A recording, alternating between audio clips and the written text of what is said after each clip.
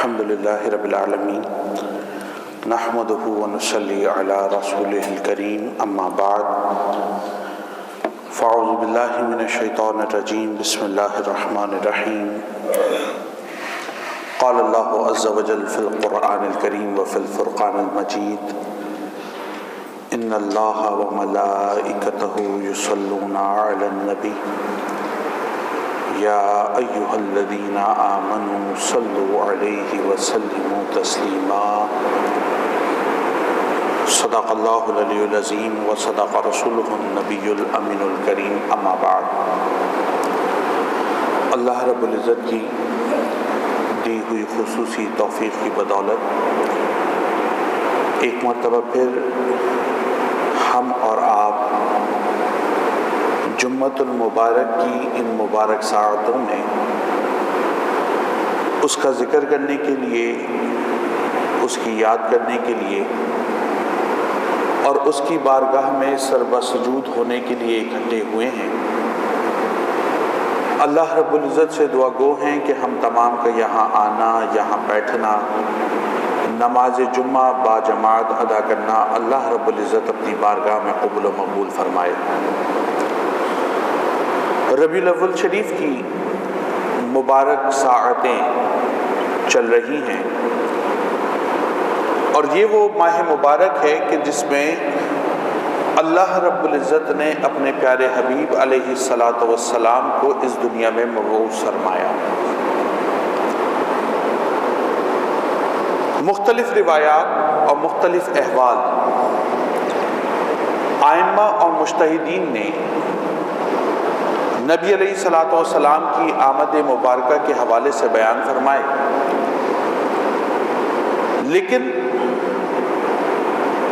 جمہور کا اس بات پر ہمیشہ اتفاق رہا کہ ربیع الاول شریف کا مہینہ مطلقاً وہ مہینہ ہے جس میں اللہ رب العزت نے اپنے محبوب علیہ الصلاۃ والسلام کو اس دنیا میں مبعوث فرمایا۔ نبی علیہ الصلاۃ والسلام کی آمد یقیناً قرآن حکیم کی آیات کے مطابق نہ صرف میرے لیے، نہ صرف آپ کے لیے، نہ صرف میرے اور آپ کی طرح کے دیگر انسانوں کے لیے، بلکہ جمی مخلوقات کے لیے اللہ کی رحمت بن کر آپ علیہ الصلاۃ والسلام اس دنیا میں جلوہ افروز ہوئے۔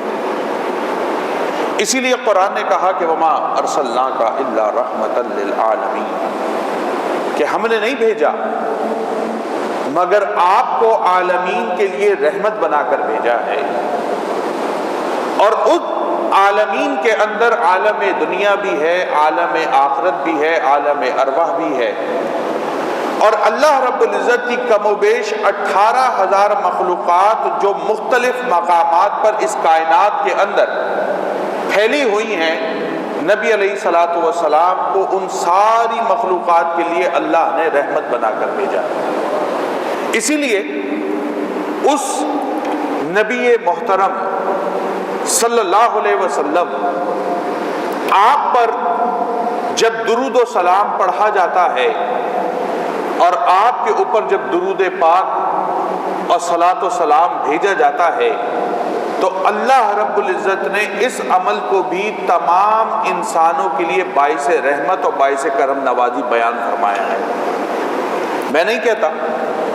قرآن حکیم میں سورۃ الاحزاب کی جو آیت آپ کے سامنے تلاوت کی ہے اس میں اللہ رب العزت خود ارشاد فرما رہے ہیں، فرمایا ان اللہ وملائکتہ یصلون علی النبی، کہ بے شک اللہ اور اس کے فرشتے نبی علیہ الصلاۃ والسلام پر درود و سلام بھیجتے رہتے ہیں۔ محترم حضرات، یاد رکھیے کہ عربی زبان اس کے اندر جملے دو قسم کے ہوتے ہیں۔ ایک جملہ ہوتا ہے جس کو کہتے ہیں جملہ فعلیہ، جس میں کسی کام کا کرنا یا نہ کرنا، کام کا ہونا یا نہ ہونا وہ پایا جاتا ہے،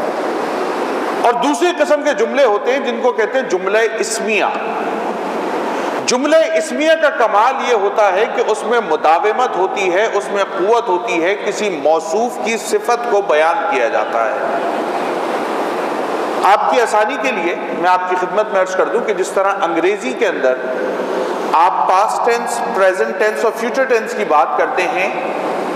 تو جملہ فعلیہ کے اندر اصلاً آپ ماضی، حال اور مستقبل تین زمانوں میں سے کسی ایک زمانے کی بات کر رہے ہوتے ہیں۔ اردو میں ماضی، حال، مستقبل ہوتا ہے، انگریزی میں پاسٹ ٹینس، پریزنٹ ٹینس اور فیوچر ٹینس ہوتا ہے، اور عربی کے حوالے سے فعل ماضی اور فعل مضارع دو فعل ہوتے ہیں، اور فعل مضارع کے اندر یہ کمال ہوتا ہے کہ اس میں حال بھی موجود ہوتا ہے، اس میں مستقبل بھی موجود ہوتا ہے۔ یہ ہوتا ہے جملہ فعلیہ۔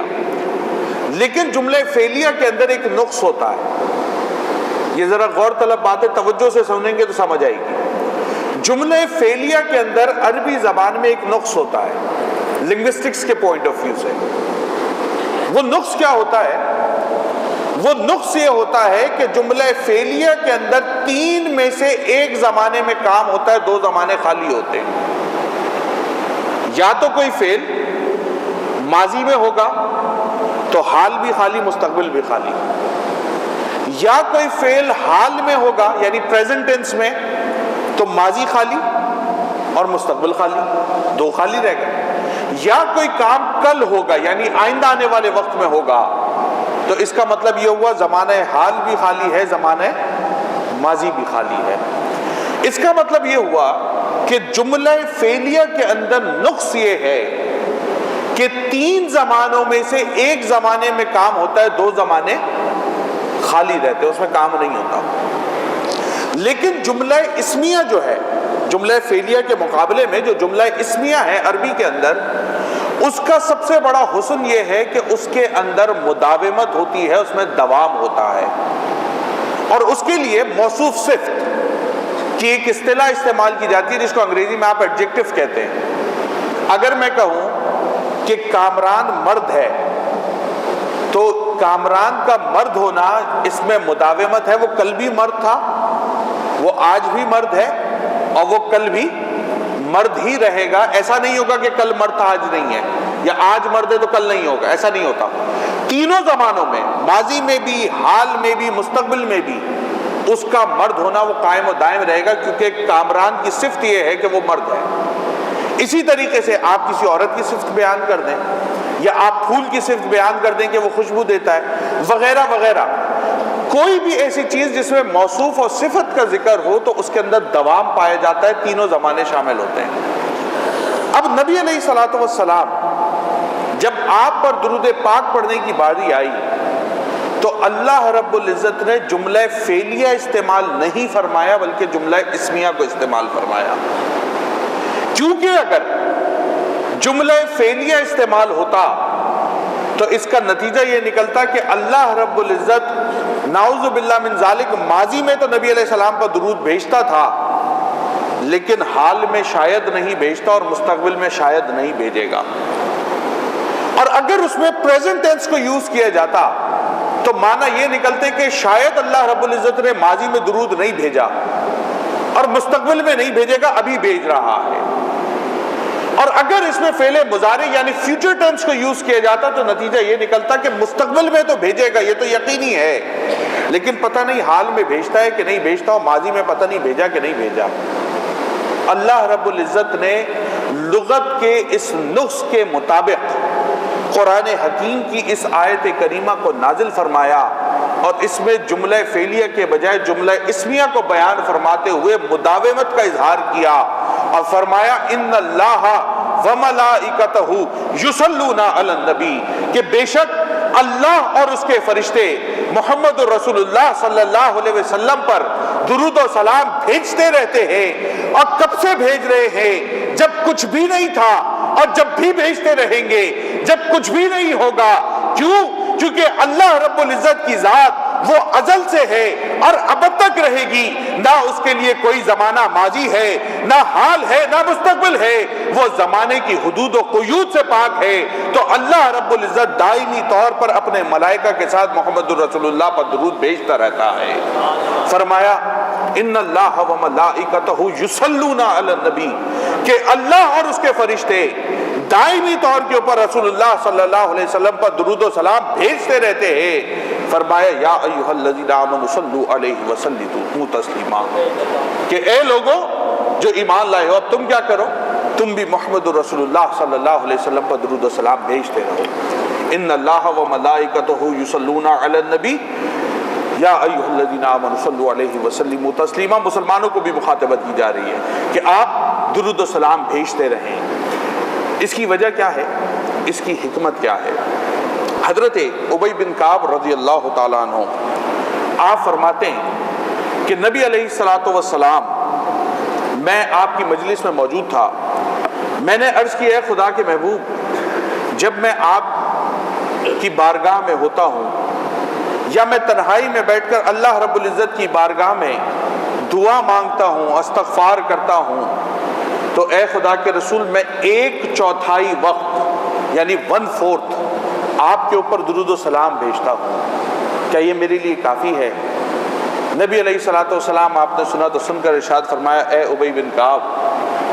تم جتنا چاہو پڑھو، لیکن اگر اس میں اضافہ کر لو تو یہ تمہارے لیے بہتر ہے۔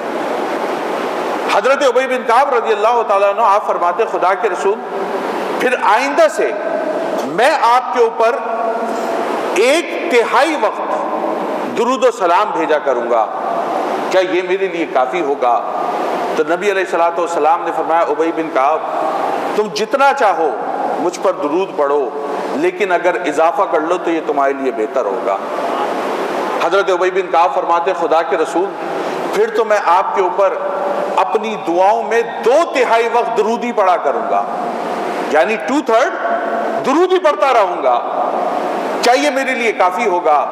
تو نبی علیہ الصلوۃ والسلام آپ نے ارشاد فرمایا، اے ابی بن کعب، تم جتنا چاہو مجھ پر درود پڑھو، لیکن اگر تم اس میں اضافہ کر لو تو یہ تمہارے لیے بہتر ہوگا۔ تو آپ نے فرمایا، خدا کے محبوب پھر اس کا مطلب یہ ہوا کہ میں اپنی دعاؤں میں فقط آپ کے اوپر درود و سلام ہی پڑھتا رہوں، کیا یہ میرے لیے کافی ہوگا؟ تو نبی علیہ السلام نے مسکرا کر فرمایا، ابی بن کعب، پھر یہ تیرے سارے گناہوں کی بخشش فرما دے گا اور دنیا کے ہر مسئلے کو حل فرما دے گا۔ اگر تو ہمہ وقت مجھ پر درود و سلام پڑھے گا، ہمہ وقت میرے اوپر رحمت کو بھیجے گا اور اللہ سے میرے لیے فضل اور کرم نوازی کو طلب کرے گا، تو اللہ رب العزت اس کے صدقے میں تیرے سارے گناہوں کی بخشش فرما دے گا اور دنیا کے اندر تیری جتنی حاجتیں ہیں اس کو اپنے فضل و کرم سے پورا فرما دے گا۔ خواتین و حضرات، اسی لیے صحابہ کرام کا یہ عمومی معمول رہتا تھا کہ وہ اپنی زندگی کے اندر مختلف لمحات میں جب بھی سفر یا حضر میں ہوتے، کہیں جاتے یا کہیں آتے،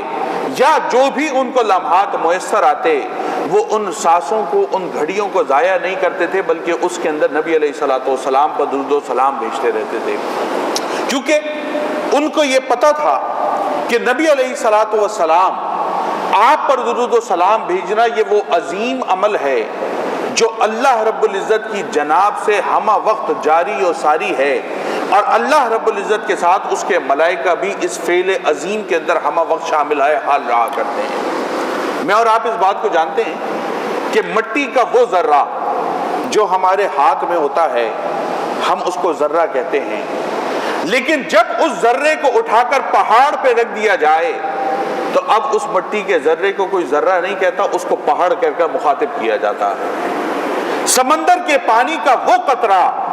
جو میرے اور آپ کی ہتھیلی کے اوپر ہوتا ہے، میں اور آپ اسے پانی کا قطرہ گردانتے ہیں، لیکن جب اس قطرے کو سمندر میں ڈال دیا جائے تو اب اس کو کوئی قطرہ نہیں کہتا، اس کو سمندر کہا جاتا ہے۔ خواتین و حضرات، جو میرے دوست احباب اس بات کو سن رہے ہیں وہ اس بات کو اپنے ذہن میں ذہن نشین فرما لیجئے کہ درود و سلام یہ وہ عظیم عمل ہے نبی علیہ الصلوۃ والسلام پر بھیجنا جو اللہ اور اس کے فرشتے ہمہ وقت کر رہے ہیں۔ اگر میں اور آپ بھی اس عمل خیر کے اندر شامل ہوتے ہیں تو بظاہر تو شاید ہم منفرد ہوں، لیکن حقیقتاً ہمارا درود و سلام اللہ اور اس کے ملائکہ کے درود و سلام کے ساتھ شامل ہوتا ہے، تو اب وہ انفرادی درود و سلام نہیں ہوتا بلکہ اللہ اور اس کے ملائکہ کے درود و سلام میں شامل ہو جاتا ہے۔ اسی وجہ سے انفرادی پڑھنے والا تنہا نہیں رہتا بلکہ اس عبادت کے اندر اللہ اور اس کے رسول اور اس کے ملائکہ کا ہم نشین ہو جاتا ہے، ان کے ساتھ ہو جایا کرتا ہے۔ اسی لیے اس عمل خیر کے اوپر نبی علیہ الصلوۃ والسلام نے ارشاد فرمایا نا کہ جو میرا امتی درود و سلام پڑھتا ہے، ایک مرتبہ بھی اگر وہ مجھ پر درود و سلام بھیجے، اللہ رب العزت اس پر 10 رحمتوں کا نزول فرماتے ہیں، اللہ رب العزت اس کے 10 گناہوں کی بخشش فرماتے ہیں، اللہ رب العزت اس کے 10 درجات کو بلندی عطا فرماتے ہیں۔ پھر میرے آقا علیہ الصلوۃ والسلام آپ نے ارشاد فرمایا کہ اے میرے امتیوں، تم میرے اوپر باکثرت درود و سلام بھیجا کرو، کیونکہ اللہ رب العزت نے اپنے فرشتوں میں سے ایک فرشتے کو فقط اس کام کے لیے مقرر کر دیا ہے کہ دنیا کے اندر جو میرا امتی مجھ پر درود و سلام بھیجے گا، وہ فرشتہ اس کو سنتا ہے اور اس کے نام و ولدیت کے ساتھ اس کو میری بارگاہ میں پیش کر دیا کرتا ہے، اس کو سنتا ہے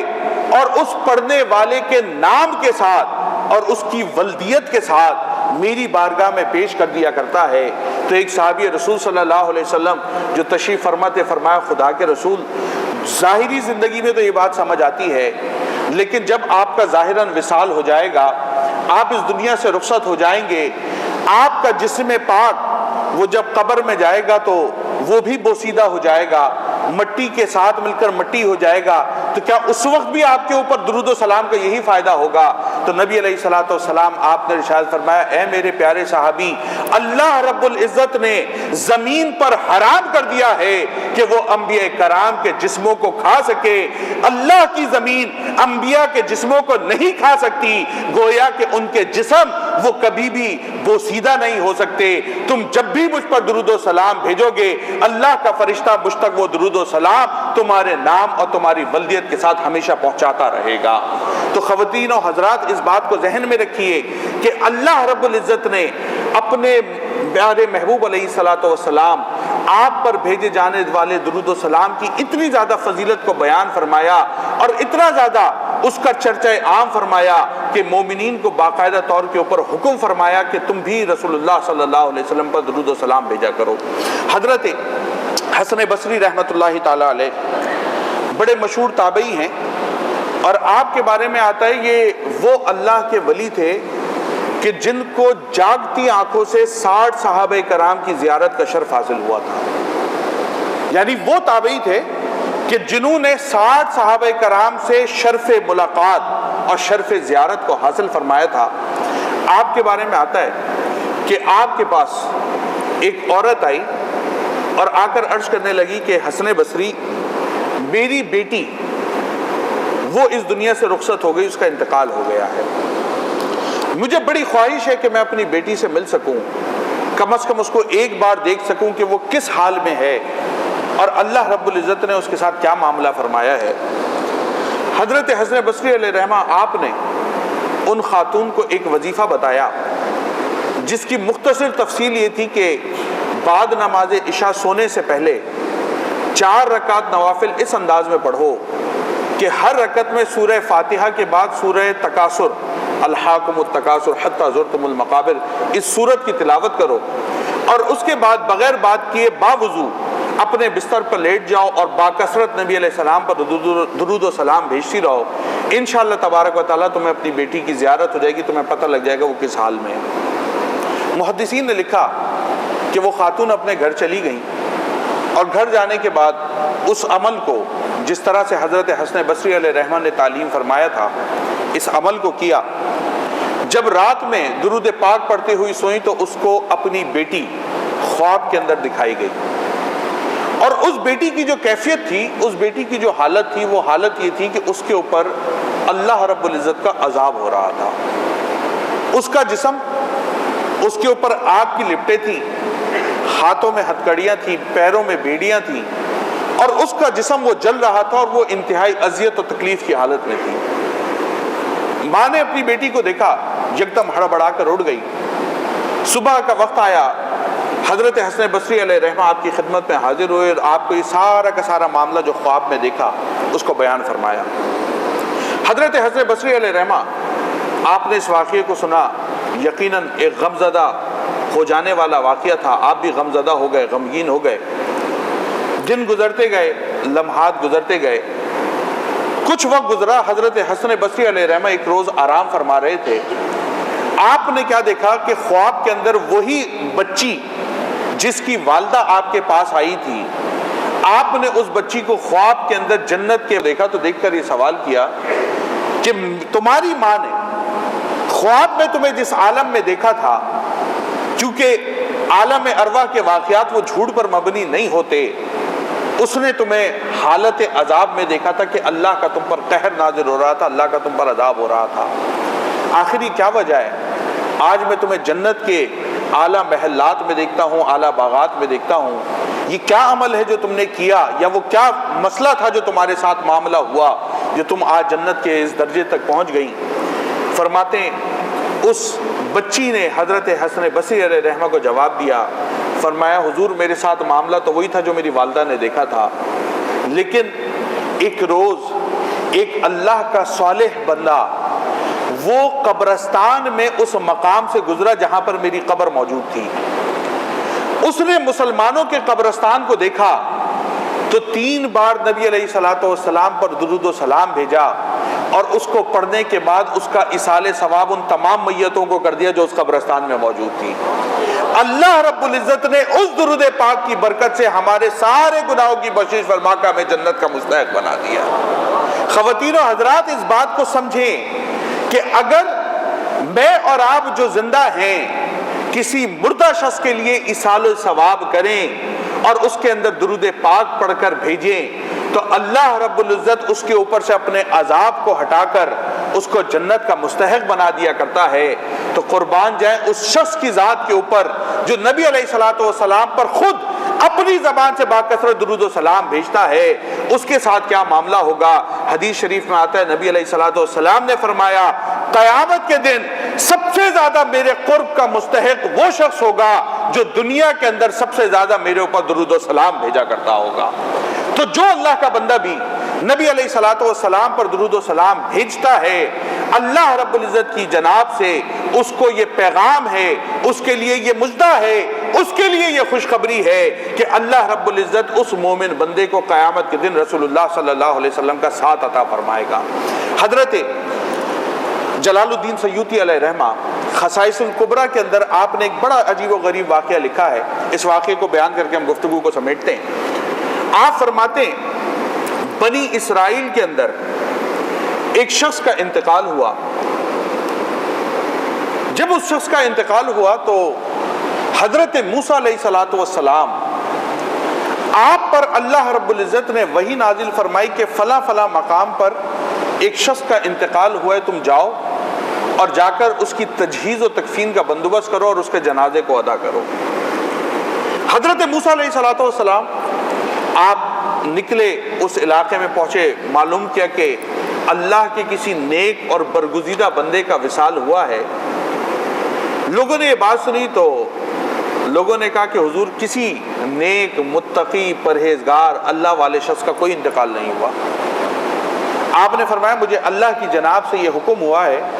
کہ اس بستی کے اندر کسی شخص کا انتقال ہوا ہے، اس کی تجہیز و تکفین کی جائے اور اس کے جنازے کو ادا کیا جائے۔ تو یقیناً کوئی اللہ کا نیک بندہ ہوگا، کوئی برگزیدہ بندہ ہوگا، تو تم معلوم کرو۔ لوگوں نے معلوم کیا، معلوم کرنے کے بعد پھر وہی جواب آپ کو موصول ہوا کہ نہیں حضور، کسی نیک متقی پرہیزگار اللہ والے کسی شخص کا آج کوئی انتقال نہیں ہوا۔ آپ نے فرمایا ٹھیک ہے، معلوم کرو کہ کیا کوئی ایسا بندہ ہے جو اس دار فانی سے رخصت کر دیا، بے شک وہ بظاہر گناہگار ہی کیوں نہ ہو۔ جب تفصیلات معلوم کی گئی تو پتہ لگا کہ دور کسی مقام پر اسی علاقے میں ایک بہت ہی گناہگار شخص تھا جس کے بارے میں لوگوں میں عمومی رائے یہ پائی جاتی تھی کہ یہ شخص انتہائی گناہگار ہے اور بہت ہی زیادہ غلط معاملات میں ملوث رہتا ہے۔ کہا جی ایک بندے کی خبر ملی ہے لیکن وہ تو کوئی بہت ہی گناہگار بندہ ہے، اور لوگوں نے اس کے ساتھ معاملہ یہ کیا ہے کہ جب وہ مرا ہے تو اس کی لاش کو اٹھا کر کچرے کے ڈھیر کی طرف پھینک دیا گیا ہے، اس کی تجہیز و تکفین کسی نے نہیں کی۔ حضرت موسیٰ علیہ الصلوۃ والسلام آپ کو وحی کے طور پر جب اس بات سے آگاہ کیا گیا تھا کہ اس مقام پہ کسی شخص کا انتقال ہوا ہے، اور تفصیلات کے مطابق فقط ایک ہی بندہ تھا جس کی اس دن موت ہوئی تھی، آپ اس مقام پر پہنچے، اس کے جسم کو دھویا گیا، اس کے ساتھ جو معاملات تھے مکمل کیے گئے، جنازے کو ادا کیا گیا۔ حضرت موسیٰ علیہ السلام واپس تشریف لاتے ہیں. حضرت جلال الدین سیوطی علیہ رحمہ نے لکھا ہے, ساتھ میں امام بہقی وغیرہ کی بھی روایت ہے, فرماتے ہیں کہ حضرت موسیٰ علیہ السلام اللہ کی بارگاہ میں پیش ہوئے اور عرض کی, اے میرے رب, تو نے حکم فرمایا تھا کہ فلاں فلاں مقام کے اوپر تیرے کسی بندے کا انتقال ہوا ہے. میں وہاں پر گیا تو مجھے تو معلوم یہ چلا کہ وہ شخص کوئی نیک, متقی, پرہیزگار یا تیرا ذاکر بندہ نہیں تھا. لوگ تو اس کو گناہگار سمجھتے تھے, لوگ تو اس کو بدکار سمجھتے تھے, اس کے عیوب کو, اس کے پاپوں کو بیان کرتے تھے. یا اللہ, لیکن کیونکہ تیرا امر تھا, تیرا حکم تھا, میں نے اس کے مطابق تجہیز و تکفین بھی کر دی, جنازہ بھی پڑھ دیا. لیکن یا اللہ یہ معاملہ میری سمجھ نہیں آیا, تو اپنے فضل سے میرے اوپر اس معاملے کو کھول دے. حضرت جلال الدین سیوطی علیہ رحمہ آپ فرماتے ہیں کہ اللہ رب العزت نے حضرت موسیٰ علیہ السلام پر وحی فرمائی اور فرمایا, موسیٰ واقعہ ایسے ہی تھا جیسے لوگ بیان کرتے ہیں. واقعہ حقیقتاً ایسا ہی تھا جیسا لوگ بیان کرتے ہیں کہ یہ کوئی بہت نیک شخص نہیں تھا, یہ واقعی گناہگار شخص تھا. اس کے شب و روز میری نافرمانی میں گزرتے تھے, گناہوں میں گزرتے تھے. لیکن موسیٰ اس کا ایک عمل ایسا تھا کہ جب یہ تورات شریف کا مطالعہ کرتا اور تورات شریف کی تلاوت کرتا, اس میں جہاں جہاں میرے محبوب احمد مجتبیٰ صلی اللہ علیہ وسلم کا اسم گرامی آتا, یہ اس نام کو دیکھتا, اس کو چومتا, اپنی آنکھوں سے لگاتا اور اس کے اوپر درود و سلام پڑھا کرتا تھا. موسیٰ, اس کا یہ عمل مجھے اتنا پسند آیا کہ اس کے سارے گناہوں کی بخشش فرما کر اس کو جنت کے اندر میں نے داخل فرما دیا ہے. خواتین و حضرات, اس بات کو سمجھیں کہ نبی علیہ السلام کا یہ فعل اور نبی علیہ السلام کے لیے کیا گیا یہ فعل درود پاک کا پڑھنا, اگر سابقہ امتوں کے اندر بھی یہ رائج تھا اور جس امتی نے اس کو کبھی بھی ادا کیا, اللہ رب العزت نے اس کو وہ خیر کثیر عطا فرمائی کہ اس کے گناہوں کی بخشش فرما کر اس کو جنت میں داخل کر دیا ہے. اسی لیے ہر نبی جو اس دنیا میں آیا, اللہ رب العزت نے اس سے وعدہ لیا. قرآن حکیم میں سورہ آل عمران میں ہے نا, وَإِذْ أَخَذَ اللَّهُ مِيثَاقَ النَّبِيِّينَ لَمَا آتَيْتُكُم مِّن كِتَابٍ وَحِكْمَةٍ ثُمَّ جَاءَكُمْ رَسُولٌ مُصَدِّقٌ لِّمَا مَعَكُمْ لَتُؤْمِنُنَّ بِهِ وَلَا تَنصُرُنَّهُ قَالَ أَأَقْرَرْتُمْ وَأَخَذْتُمْ عَلَىٰ ذَٰلِكُمْ إِصْرِي قَالُوا أَقْرَرْنَا قَالَ فَاشْهَدُوا وَأَنَا مَعَكُمْ مِنَ الشَّاهِدِينَ. کہ ہر نبی سے جو اس دنیا میں مبعوث ہونے والا تھا, اللہ رب العزت نے یہ عہد لیا کہ میں نے جو تم کو کتاب اور حکمت عطا فرمائی ہے, اس کے بعد تمہارے درمیان جب میرا رسول مکرم صلی اللہ علیہ وسلم مبعوث ہوگا تو تم پر لازم ہوگا لَتُؤْمِنُنَّ بِهِ وَلَا تَنصُرُنَّهُ, کہ تم ضرور بضرور اس رسول پر ایمان لے کر آؤ گے اور ضرور بضرور اس رسول کی مدد و نصرت کرو گے. تو تمام انبیاء کرام نے اس پر اللہ سے عہد فرمایا, وعدہ فرمایا. قرآن بیان کرتا ہے پورے واقعے کو کہ قالوا اقررتم, کہ تم نے اس کا اقرار کیا, قالوا اقررنا, تمام انبیاء نے کہا ہم اس کا اقرار کرتے ہیں. تو اللہ نے فرمایا فاشهدوا وانا معكم من الشاهدين, تو گواہ رہنا اور میں تمہاری اس گواہی کے اوپر گواہ ہوں کہ تم نے یہ وعدہ کیا ہے. اس کا مطلب یہ ہوا کہ نبی علیہ السلام کی بعثت مبارک, اس کے چرچے تو ازل سے ہو رہے تھے, اور ہر نبی مکرم صلی اللہ علیہ وسلم وعلیہ السلام جو اس دنیا میں مبعوث ہوئے, انہوں نے اپنی امت کے اندر نبی علیہ السلام کی آمد مبارکہ کے چرچے کو بیان کیا اور آمد مبارکہ کے ذکر خیر کو کیا. نہ صرف خود نبی علیہ السلام پر درود و سلام بھیجا, بلکہ اپنی امتوں کے اندر اس بات کی تلقین کی کہ اس محمد رسول اللہ صلی اللہ علیہ وسلم پر درود و سلام بھیجتے رہو. تو ان کی امتوں نے جس شخص نے اس عمل کو اپنایا, اللہ رب العزت نے اس پر خاص فضل و کرم کا نزول فرمایا اور اس حدیث مبارکہ کے مطابق ان کے گناہوں کی بخشش فرما کر ان کو جنت میں داخل بھی کر دیا ہے. خواتین و حضرات, آج ضرورت اس امر کی ہے کہ میں اور آپ بھی اور ہمارے جیسے تمام مسلمان اور ہمارے گھروں پر بھی درود پاک کی مجالسیں ہونی چاہیے, اور درود پاک کا باکثرت ذکر ہونا چاہیے. اور فقط اس لیے یہ ذکر خیر مجھے اور آپ کو کرنا چاہیے کہ ہمہ وقت اللہ اور اس کے فرشتے یہ ذکر خیر کر رہے ہیں, تو میں اور آپ بھی اس ذکر خیر میں جب اللہ اور اس کے فرشتوں کے ساتھ شامل ہو جائیں گے تو انشاءاللہ تبارک و تعالی روز قیامت اللہ رب العزت اس عمل خیر کے صدقے ہمارے حالوں پر بھی رحم فرما دے گا. ایک کام وہ تو یہ ہے کہ نبی علیہ السلام پر درود و سلام پڑھنا, لیکن اس کے ساتھ ساتھ یقیناً جو دین اسلام کے دیگر احکامات ہیں، جس میں نماز کی پابندی ہے، شریعت مطہرہ کی پابندی ہے، نبی علیہ الصلوۃ والسلام کی سیرت کو اپنانا ہے، نبی علیہ السلام کے طریقے کو اپنانا ہے، حلال کو اپنانا ہے، حرام سے بچنا ہے، وہ دیگر جتنی باتیں ہیں یقیناً وہ شامل حال رہیں گی، اس کے ساتھ درود پاک کا ورد رہے گا، تو اللہ رب العزت ہمیں روح کی پاکی نصیب فرمائے گا، اور روح کی طہارت کے بعد انشاءاللہ تبارک و تعالی دنیا کے مسائل وہ بھی اس کی برکتوں سے اللہ حل فرما دے گا، اور انشاءاللہ تبارک و تعالی آخرت کی مسائل بھی اور آخرت کی منازل بھی اللہ رب العزت ہمارے لیے آسان فرما دے گا۔ اللہ رب العزت سے دعا ہے ہم تمام کو باکثرت نبی علیہ السلام پر درود و سلام بھیجنے کی توفیق مرحمت فرمائے، اور اس عمل خیر کو اپنی زندگی کا لازمی جز بنانے کی توفیق مرحمت فرمائے۔ وآخر دعوانا ان الحمد للہ رب العالمین۔